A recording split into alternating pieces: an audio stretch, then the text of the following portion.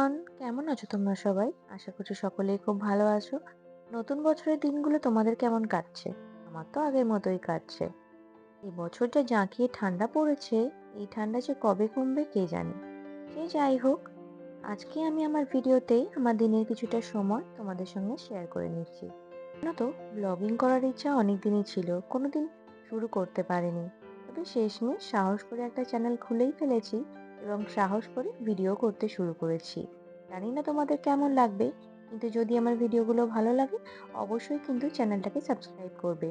তোমরা সাবস্ক্রাইব করলে আমি একটু মোটিভেশন পাবো আরও নতুন ভিডিও করার। জানুয়ারি মাসের বুধবার, সময় এখন 3টে। আমি আর আমার মেয়ে লাঞ্চ করে নিয়েছি। লাঞ্চ করার পর মেয়েকে ঘুম পাড়িয়ে মশা যাতে না কামড়ায় ওর ছোট মশারিটা ওর ওপর চাপিয়ে দিয়েছি। ও ঘুমানোর পর জানালাগুলো বন্ধ করে দিচ্ছি। জানো তো, আমাদের জানালায় সবসময় নেট দিয়ে রাখি যাতে বাইরের মশাগুলো ঘরে না ঢুকতে পারে। বাইরেই যেহেতু বাগান রয়েছে, আর বাগানে তো জানো বাগানের মশা অনেক, সেই মশাগুলো যাতে ঘরে না ঢোকে সেই কারণে জানালায় সবসময় আমি নেট দিয়ে রাখি। টুকু যখন ঘুমিয়ে থাকে তখনই আমি টুকটাক কাজগুলো সেরে নিই। আমাকে বাড়ির সব কাজ করতে হয় না। পুপুকে নিয়েই তো আমি সারাক্ষণ থাকি, তাই আমাদের কাজের মাসিমা রয়েছে। আমাদের এক রাঁধুনি রয়েছে যে দুবেলা রান্না করে দেয়। হ্যাঁ, বিশেষ কিছু রান্না হলে আমি করি, তবে দুবেলার রান্নাই মাসিমাই করেন। যতক্ষণ জেগে থাকে ততক্ষণই কিছু না কিছু নিয়ে খেলতে থাকে আর চারিদিকে ছড়ায়। ও ঘুমিয়ে পড়ার পর সেগুলো গুছিয়ে রাখি, খেলনাগুলো যেখানে থাকে সেখানে গুছিয়ে রেখে তারপর আমি অন্য কাজ করি। এই যেমন বাইরে জামা কাপড় শুকাচ্ছিল, সেই জামা কাপড়গুলো আমি বাগান থেকে এনে আমাদের বাগানে দাঁড় করা রয়েছে, সেই দাঁড়েতেই আমাদের জামা কাপড় শুকনো করতে দেওয়া হয়। আমি কিন্তু বাগানে গিয়ে বেশ কিছুটা সময় ওখানে দাঁড়িয়ে থাকি। ওখানে জায়গাটা এত সুন্দর লাগে আমার। চারিদিকে বাগান রয়েছে, বাগানে অনেক রকম পাখিরা আসে, অনেক পশুকে দেখতে পাই। আমার বেশ ভালোই লাগে, একটা প্রকৃতির সঙ্গে নিজেকে একটা মিশিয়ে দিতে পারি এই জায়গাটাতে। এবং বাগানেই আমার ফুলের গাছ রয়েছে, সেই ফুলের গাছগুলো অন্য একটা ভিডিওতে দেখাবো। যেহেতু শীতের বেলায় সূর্য তাড়াতাড়ি অস্ত যায়, সেই কারণে সূর্য অস্ত যাবার জন্য রেডি হচ্ছিল, সেই মুহূর্তটা আমি আমার ফোনে ক্যাপচার করেছি। আকাশে ঘুড়ি উড়ছিল, ছেলেমেয়েরা ঘুড়ি ওড়াচ্ছিল। শীতকালেই তো ঘুড়ি ওড়াতে মজা লাগে। তো পাড়ার অনেক বাচ্চারা আকাশে ঘুড়ি ওড়াচ্ছিল, অনেক ঘুড়ি ওড়ে এই সময়টা করে, দেখতেও বেশ ভালো লাগে। আমি জামা কাপড় নিয়ে আসার পর সেগুলোকে পাশের ঘরে রেখে সেগুলো আস্তে আস্তে গুছিয়ে নিলাম। যে সমস্ত জামা কাপড়গুলো একটু ভিজে ছিল সেগুলো আলাদা করে রাখলাম। সেগুলো আমার ঘরের একটা দাঁড় করা রয়েছে, একটা ছোট্ট আমি দাঁড় করে রেখেছি, কারণ পুকুর বেশিরভাগ জামাই শুকোয় না। আধশোকা জামা কাপড়গুলো একটু মেলে রাখি, কারণ বাচ্চাকে তো আধশোকা জামা কাপড় বা ভিজে থাকলে তো পরালে ওদের সর্দি হওয়ার সম্ভাবনা থাকে। সেই কারণে আমি পুরোপুরি শুকিয়ে আবার পরের দিন ওটাকে রোদ্দুরে একটু মেলে দিয়ে তারপরে আমি সেগুলোকে ব্যবহার করি। পুকুকে সেই রকম করেই জামা কাপড়গুলো পরাই। সেই ছোট দাঁড় করে রেখেছি, দাঁড়েতে আমি মেলে দিই। মেলে দেওয়ার পরে আমি চলে গিয়েছিলাম ঠাকুর ঘরে। যেহেতু আজ বুধবার এবং কাল বৃহস্পতিবার, বৃহস্পতিবারে তো লক্ষ্মী পুজো করতে হবে। প্রতি বৃহস্পতিবারে আমি লক্ষ্মী পুজো করি। আর এখন আমি করব সেটা হচ্ছে ঠাকুরের বাসনগুলোকে আমি একটু মাজবো। যেহেতু কালকে বৃহস্পতিবারের পুজো করব, তাই ঠাকুরের থালা বাসনগুলো একটু মেজে পরিষ্কার করি এবং ঠাকুরটাকেও আমার পরিষ্কার করা হয়ে গিয়েছে। আমি ঠাকুরের যে প্রসাদ দিয়েছিলাম সেই প্রসাদগুলোকে তুলে নিয়ে এবং থালাগুলোকে গুছিয়ে নিয়ে আমি এবার সেগুলো মাজবো।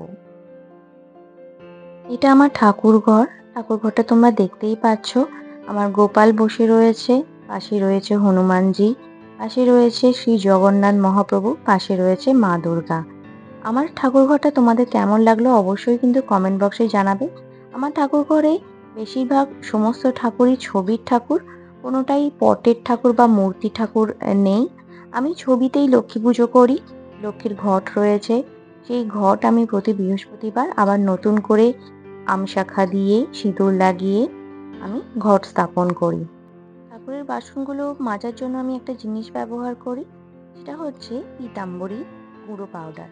পীতাম্বরের গুঁড়ো পাউডার দিয়ে যদি ঠাকুরের বাসন মানে পিতলের বাসন মাজা যায় সেগুলো কিন্তু বেশ চকচক করে।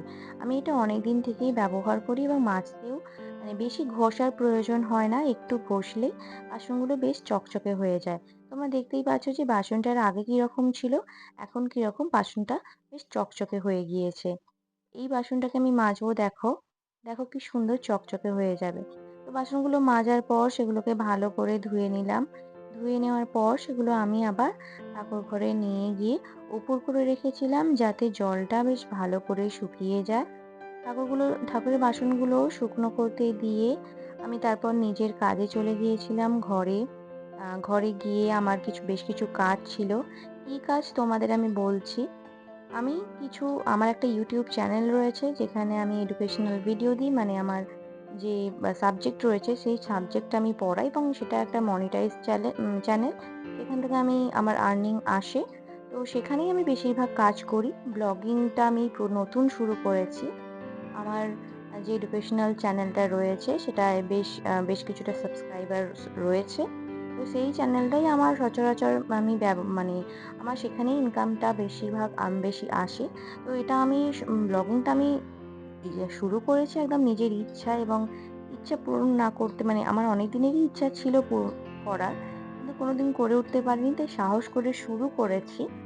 তো আমি এখন আমার ঘরে চলে যাব, বা ঠাকুরের বাসনগুলো দেখছো তোমরা রাখা হয়ে গিয়েছে ঠাকুর ঘরে। তো সেগুলো রাখার পর আমি চলে যাব আমার ঘরে। ঘরে গিয়ে আমার কিছু প্রয়োজনীয় জিনিস নেব, যেগুলো আমার ভিডিও করার জন্য প্রয়োজন। আমার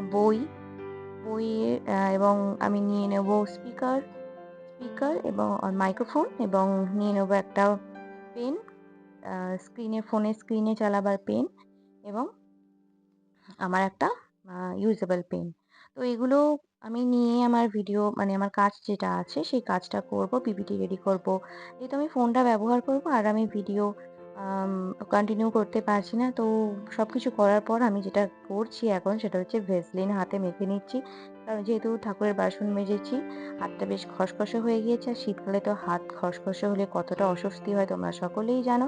তো আমি ইউজ করছি ভেসলিনের ডিপ ময়শ্চারাইজার, যেটা রয়েছে ৪৮ ঘন্টা ময়শ্চারাইজ রাখে, তো সেটা আমি ইউজ করছি। তোমরাও ইউজ করতে পারো, বেশ ভালো জিনিসটা। তো এগুলো করার পর আমি আমার কাজটা কমপ্লিট করে নিই। তো এখানেই শেষ করছি ভিডিওটা। তোমাদের কিন্তু ভালো লাগলে অবশ্যই চ্যানেলটাকে সাবস্ক্রাইব